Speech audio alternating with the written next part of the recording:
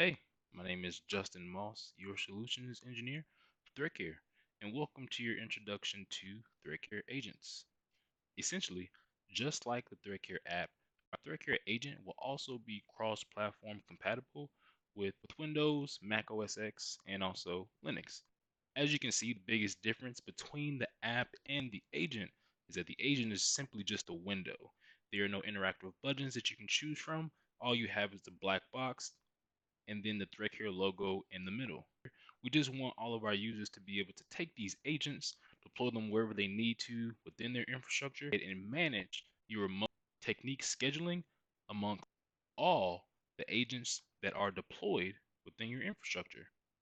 So once you have installed, deployed, and registered your Threatcare agent back to the Threatcare app, you're ready to get started controlling your own white hat botnet. And after you've registered your Threatcare agent back to the Threatcare app, under the name column, you would have been able to add your name for that deployed agent. And under the platform column, the agent would have been able to pick up the OS that it's located on.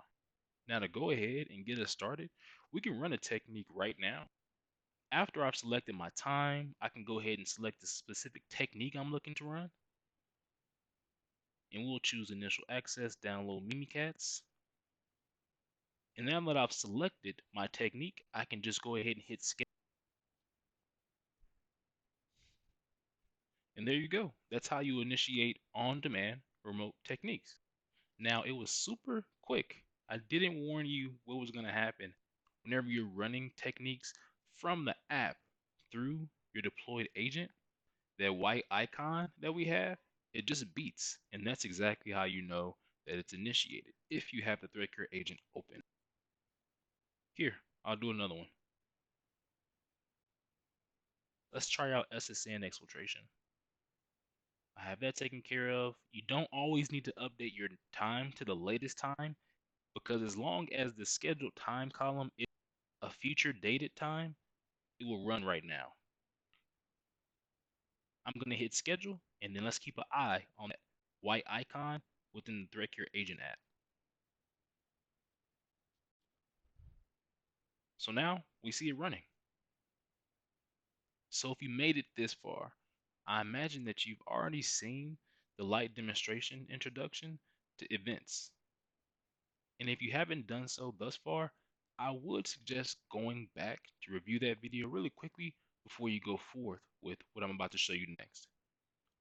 So if we take a look inside of our scheduled time select box, I'm just going to pick a time that's future dated and show you how you can identify the differences between techniques that have been scheduled now and also techniques that will be future dated.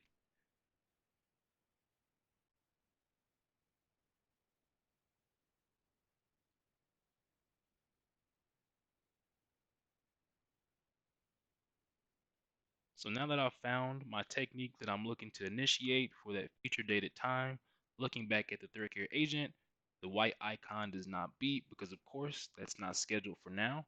So let's go ahead and check out events. Now, if we're looking at events, we're going to be able to see a couple of different things. One, something that we should already be familiar with if we've seen the past videos. You can check out view details directly from the events module, and it's going to display this information here.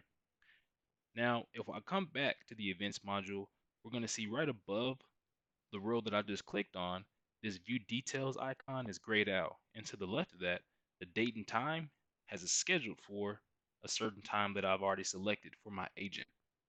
And you can identify where your techniques come from based on that origin column there. So when the time arrives, Threatcare app will go ahead and initiate your Threatcare agent to run its technique. And that view details icon will go from disabled to enabled, and it'll show you the information that you need based on the technique. All right, and that wraps it up for this video. Again, this will be your introduction to the Threatcare agents. My name is Justin Moss, and thanks again for watching.